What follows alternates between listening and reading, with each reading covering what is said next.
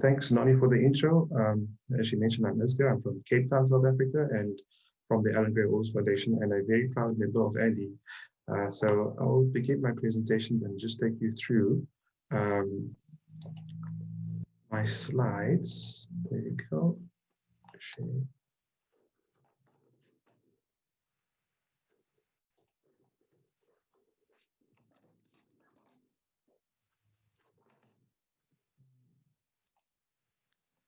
Please let me know what you're able to see. Are you able to see the main slide? Yes, we are. Okay, perfect.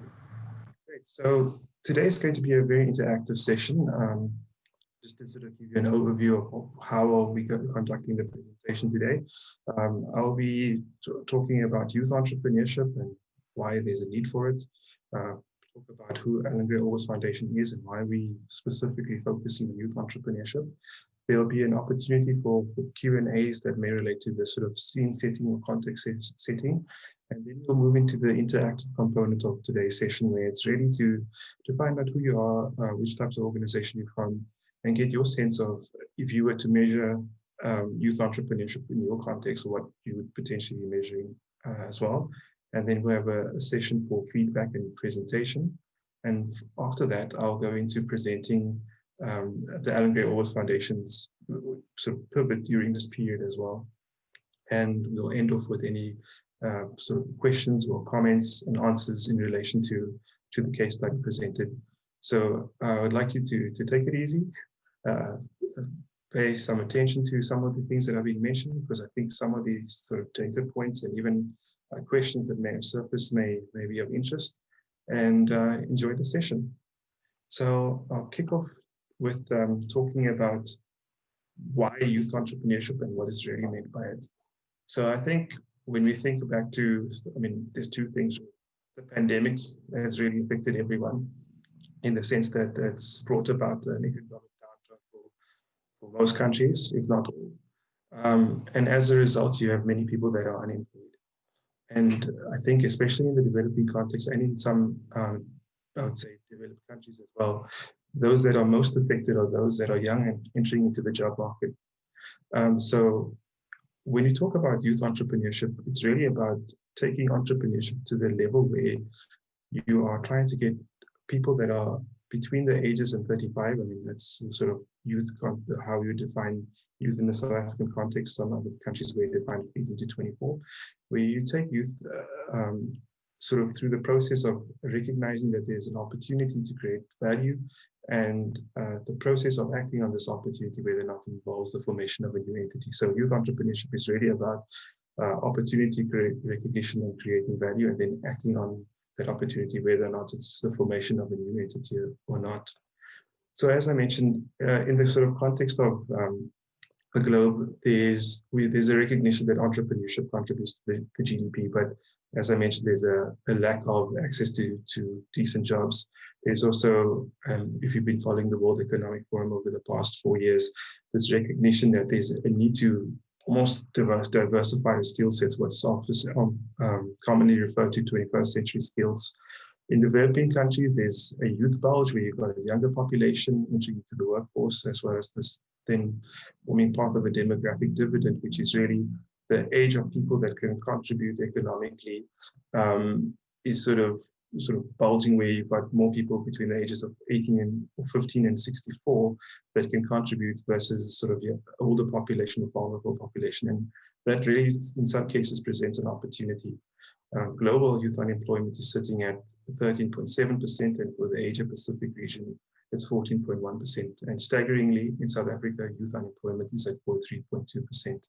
So to try and address this challenge, it's important to start thinking about how to get youth involved in entrepreneurship much earlier. And as you can see in the middle of the slide, it contributes to 4 of the SDGs, which is decent work and economic growth, zero or no poverty, gender equality, and to reduce inequalities. So moving on to why youth entrepreneurship is important in South Africa, these 2 spider charts really represent the entrepreneurial conditions within India and South Africa. What you would want on these 2 graphs, and I think the main point around it is you want the blue line to be on the outside. And what this is saying is that South Africa falls way below the sort of global standards on certain aspects of entrepreneurship infrastructure. And the two circles that I've highlighted is early stage education in entrepreneurship and cultural and norms. And that's what we as Alan Gray Orbis Foundation really want to try and address. As you can see for India, which is also a very fast developing country and part of the BRICS as well, the conditions are pretty good for entrepreneurship in relation to the infrastructure. We compare this to the sort of average that GEM's got in the orange quote line. India is performing way above the GEM average. For those that don't know what GEM is, it's the Global Entrepreneurship Monitor, and every year or 2 years or so, they update these sort of charts with the latest country data. So to add to that point that I mentioned around sort of education around youth entrepreneurship being a gap, these next two diagrams also show that within the South African context, I mean, the bottom right diagram shows an ecosystem snapshot of South Africa, where ANDE in 2017 was mapping the ecosystem, that's the South African chapter. And what was found is that there's a great gap in ideation. And what this really says is that a lot of the sort of support for entrepreneurs is taking place at that startup stage of entrepreneurship, meaning that to try and encourage people in entrepreneurship, there's a gap in that space within the ecosystem.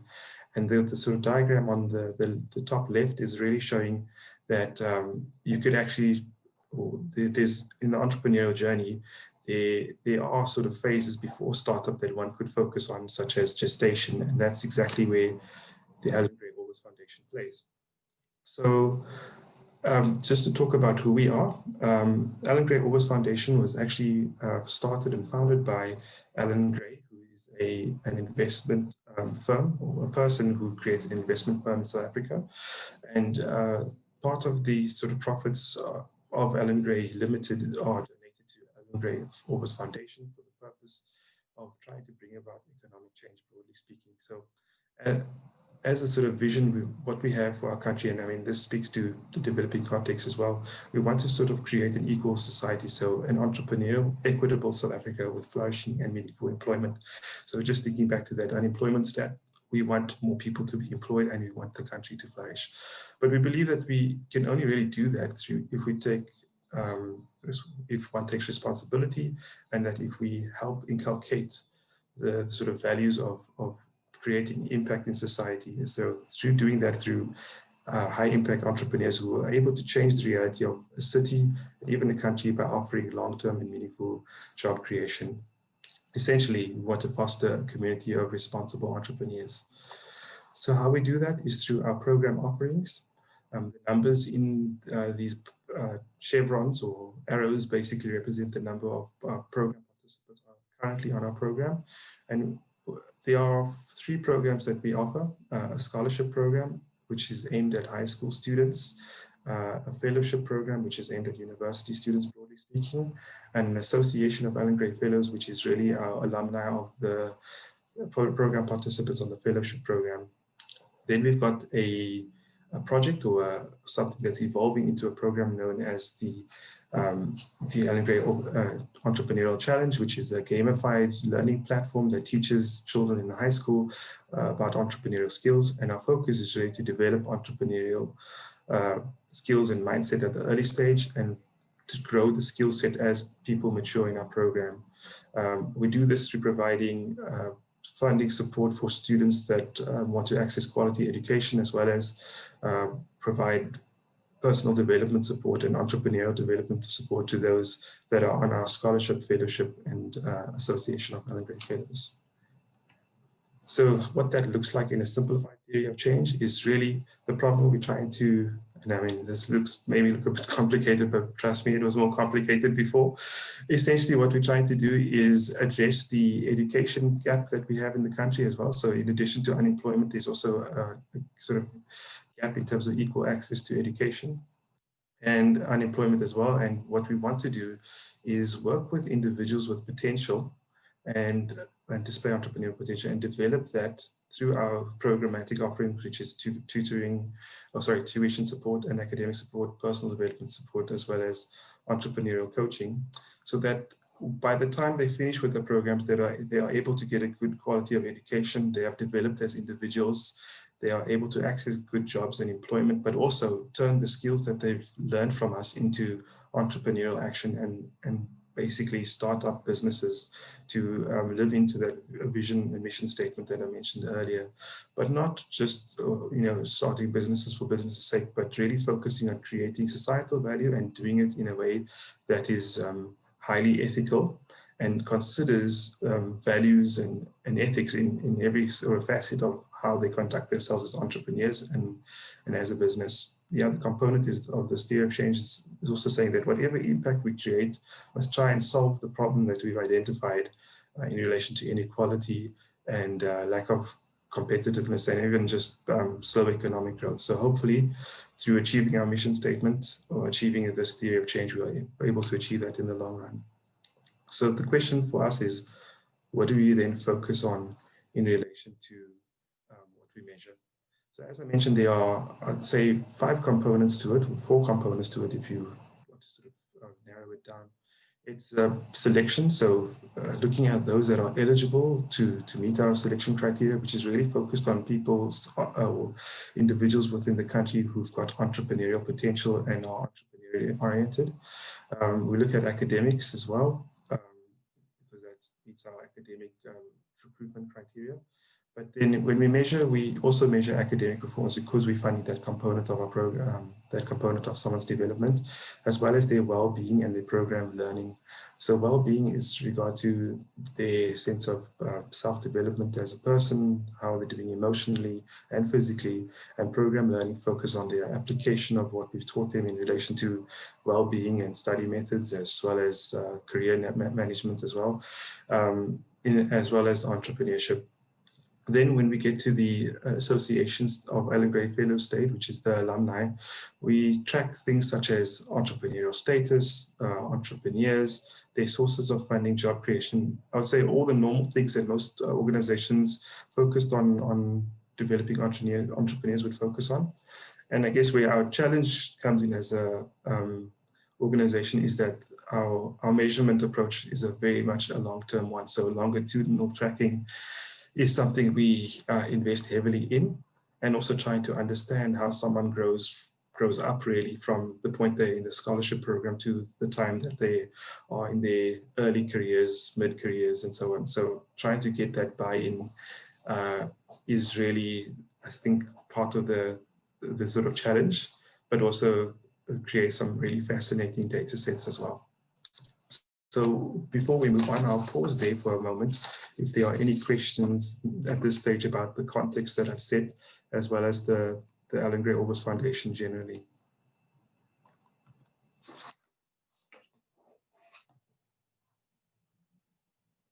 Okay, I don't know if there are any questions. I don't see any from my side. Okay, so I'll go back into presentation mode quickly, and I'll now hand over to the ANDE team. There's a sort of session now that's going to ask you about where you are in relation to the entrepreneurship ecosystem, as well as your current metrics practice. And that's just to sort of gauge who's in the room really. And from there, we'll move into a breakout session where we'll discuss some of the sort of metrics that I've presented and what you would potentially be measuring if you were basically in our shoes. So without further ado, I would like to please fill out these poll questions, and just keep this in mind as we go into the breakout rooms, because that will also help you gauge who may potentially be in your group as they respond to some of these questions in the Google Docs link that will be shared.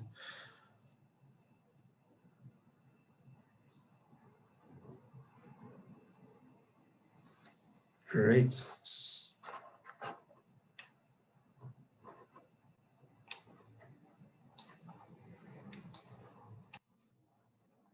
So as you can see, we can see that most of the people in the room are from entrepreneurship capacity development agencies, and they do have a dedicated M&E or IMM team in place, and that the most commonly used data collection tool is surveys, and that's closely followed by program records and self-report forms by entrepreneurs. So that's great. I mean, there are some people that have filled that other, but I think there's also sort of 4% that use all of the above. So that's fantastic. I think this will also help us now segue into the next session, where we'll now get to talk a bit more about your learnings during this time and what you may potentially measure. So I will hand over to the ANDE team to allow us to move into our breakout rooms. Thank you. Saying that thanks to everyone that's contributed to the breakout rooms. It's resulted in some interesting discussions. And now it's sort of the time to really feedback in relation to what was discussed for those 3 questions. So at random, I'm going to choose, could we please have someone from breakout room 2 discuss their feedback on the questions that were presented?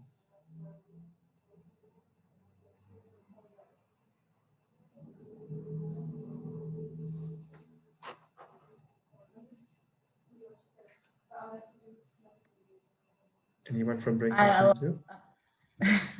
Yeah, I was hoping someone else would go from the team, but I was in breakout room 2, so I'm happy to give the feedback. So to answer question 1, really, in terms of the main learning that came out of trying to conduct IMM and MME during the COVID-19 pandemic, our group spoke mostly to the difficulty in collecting qualitative data that is good quality data. So collecting information became a little more difficult, but then innovative methods such as collecting it through chatbots helped them collect information that was quite different to what they would get in person, but also found that entrepreneurs were more honest with the data that they were giving, which then helped them better their programs.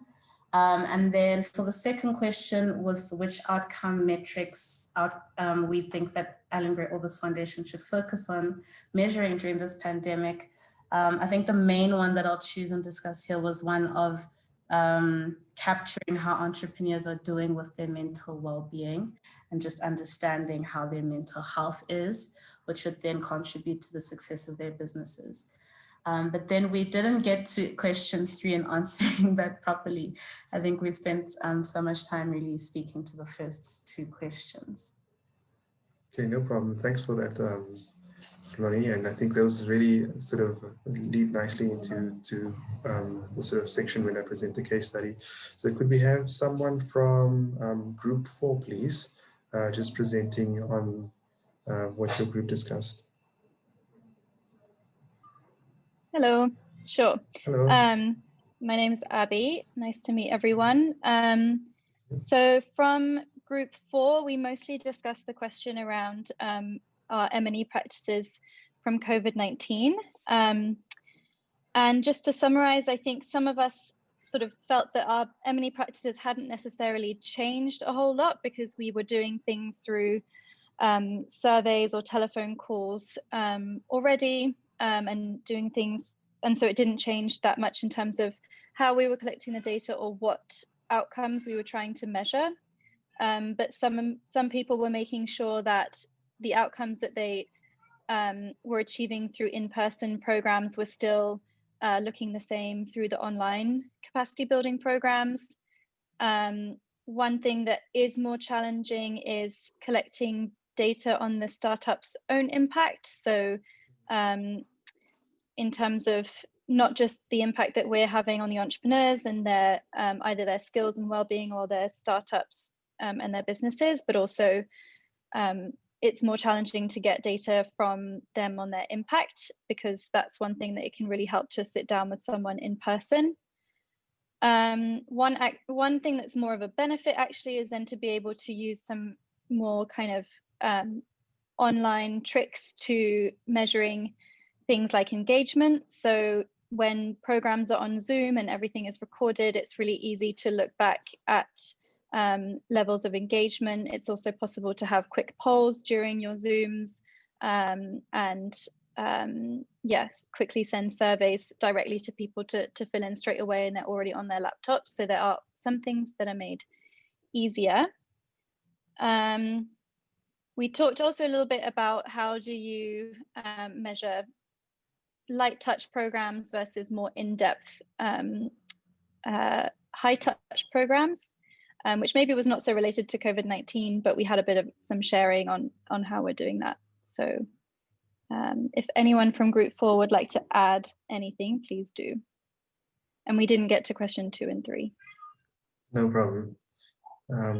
Good will be covered when I present as well. So I think that's just to sort of gauge how people are doing during COVID-19 and some of the thoughts. Thanks for that, Abigail. Can we have someone from group 1? And then I think we'll move into the sort of next section of the presentation.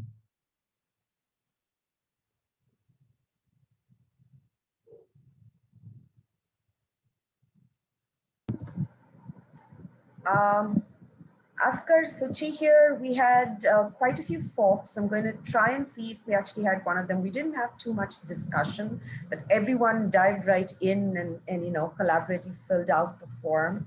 So I'm just going to quickly read through all because it feels like we have time. So to question 1, what we had was using more online tools and phone calls for data collection.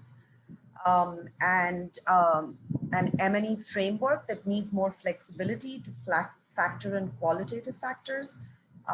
Those are sort of the ones that had a few more people voting in on those. On question 2, there was the point around what percentage of entrepreneurs had to pivot and adapt their business models during the pandemic. And on question 3, it was about how it is important to note what worked well in the virtual environment, while also noting what some of the challenges were. There's a bunch of other stuff, but I don't want to read through the entire list at this point. Okay, thanks so much, Sushi.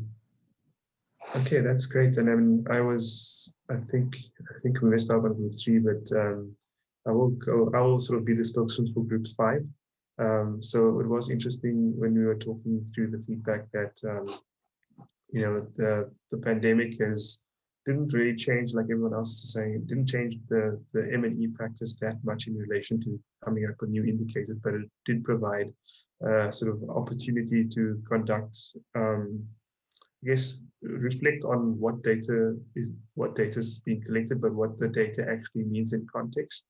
The other discussion was really around trying to be sensitive to the entrepreneur when you're collecting data, because if you were doing like an annual survey to gauge how their business was performing or what their turnover was and so on, some of them may have experienced closure or their business may not exist anymore.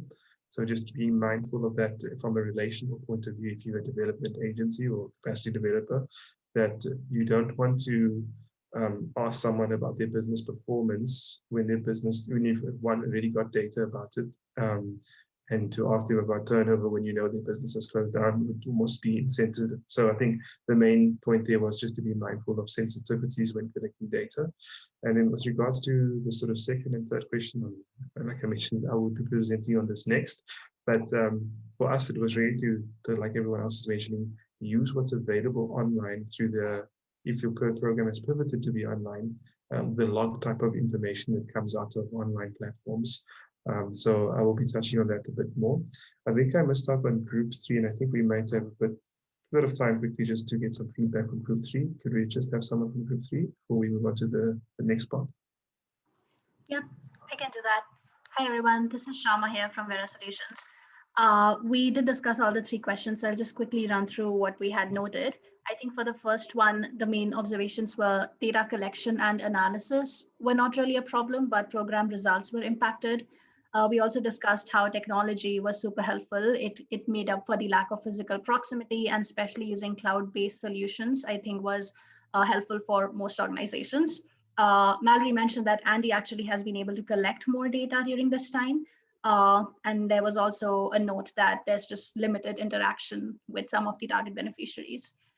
For the second one, what outcome metrics should AGOF focus on?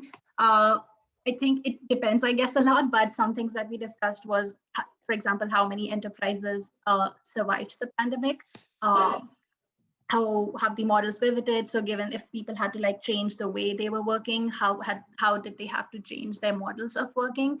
And also how have these entrepreneurs really upskilled themselves, because how have they used time is what was the point behind that, but then how have they used it to improve their knowledge or increase their skills, etc. And then for the last one, I think in terms of measuring metrics for things for programs delivered online, we discussed the need to measure the knowledge acquisition, because if there are online programs being delivered, maybe they can be graded or assessed to measure the upskilling, and then who were really benefited from these online programs and who were not, given that not everyone would have access to digital devices during this time. And then, of course, the demographic data also of participants, that same information disaggregated by geographies. Yeah. Perfect. That almost sounds like my presentation. Okay, so I'll just sort of share my screen. Let's just see. Okay. There you go. So that's exactly what happened for us. Please let me know if you're able to see Diego, my screen. So for us, it is exactly to all the points mentioned. I think we didn't change our metrics too much in relation to what we used to collect, but the new metrics that came out of it was related to the pivot to doing things digitally, which most organizations would have done.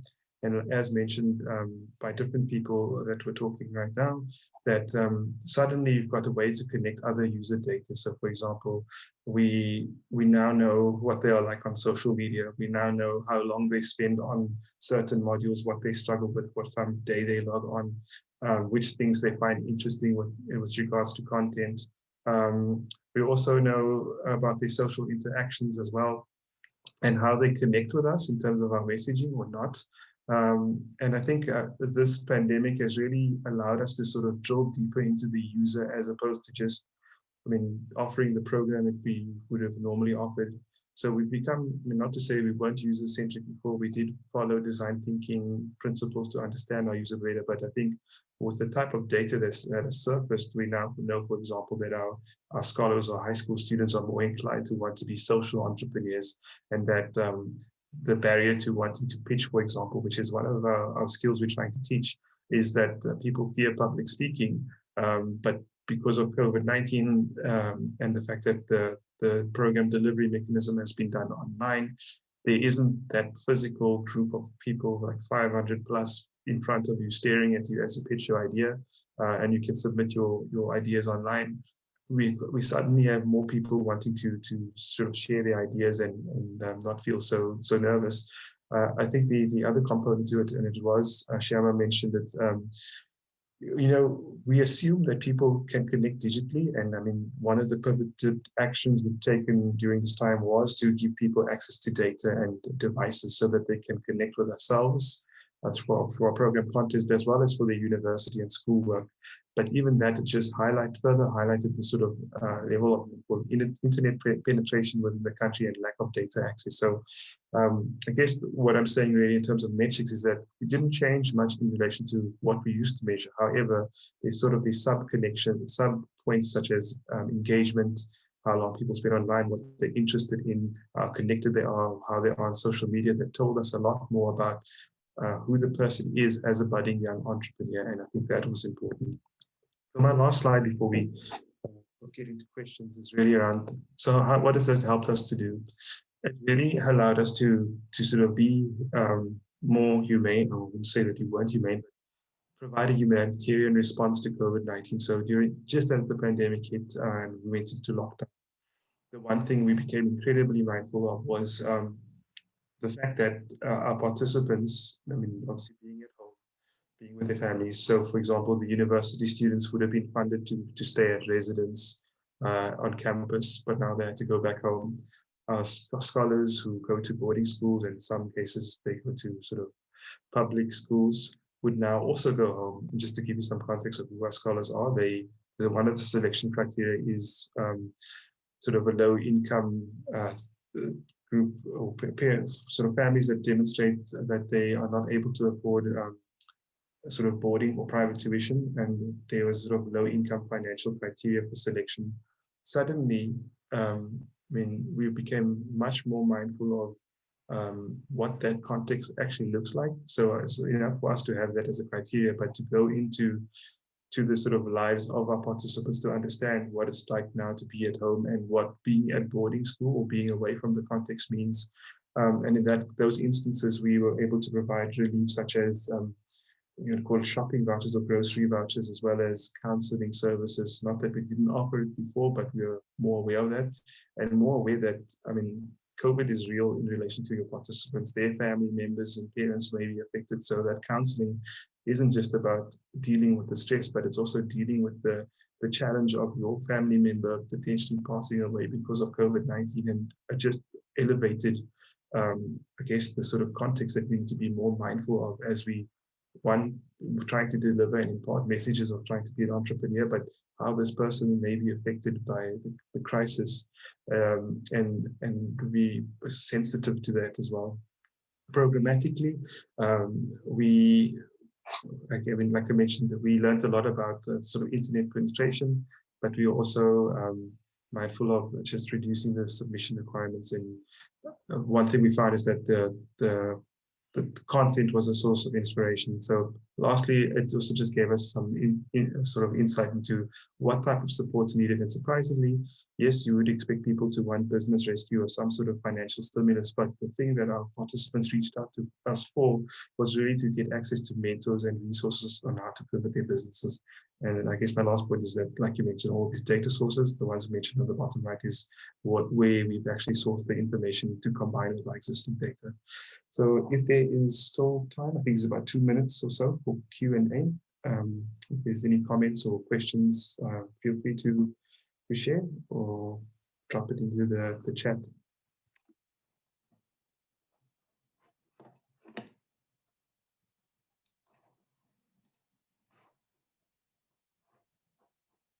So are there any burning questions or comments that you may have in relation to this presentation?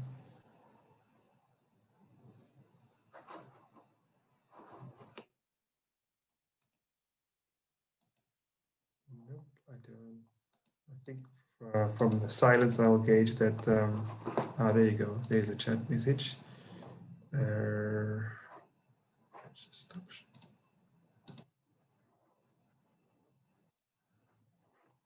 Okay, so the chat is saying, yeah.